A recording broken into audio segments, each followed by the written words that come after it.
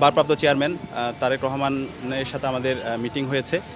তো ইনি আমাদের ঢাকা বিশ্ববিদ্যালয় কেন্দ্রের ছাত্র সংসদ সহ বাংলাদেশের ছাত্র সমাজের প্রতি কিছু গুরুত্বপূর্ণ পরামর্শ দিয়েছেন। আমরা আমাদের প্রত্যাশা ব্যক্ত করেছি।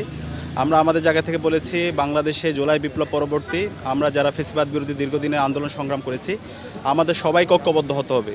বাংলাদেশের জুলাই বিপ্লবের পরে আমাদের যে ঐতিহাসিক সুযোগ এসেছে, এই ঐতিহাসিক সুযোগে আমরা ঐক্যবদ্ধভাবে আমাদের বাংলাদেশ বিনির্মাণ করতে হবে এবং শহীদরা যে জন্য জীবন দিয়েছে একটি ইনসাফ ভিত্তিক বাংলাদেশ বিনির্মাণ করা, সেই বাংলাদেশ বিনির্মাণ করার জন্য আমাদের এখনই ঐক্যবদ্ধ হতে হবে।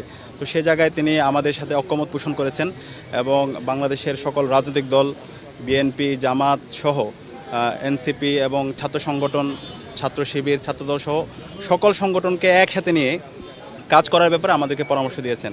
তো ঢাকা বিশ্ববিদ্যালয় কেন্দ্রীয় ছাত্র সংসদের পক্ষ থেকে আমরা সবাইকে আহ্বান করছি, আমাদের বিপ্লব পরবর্তী আজকে 16 মার্চ পার হয়েছে, আমাদের মধ্যে অনেক বিভাজন তৈরি হয়ে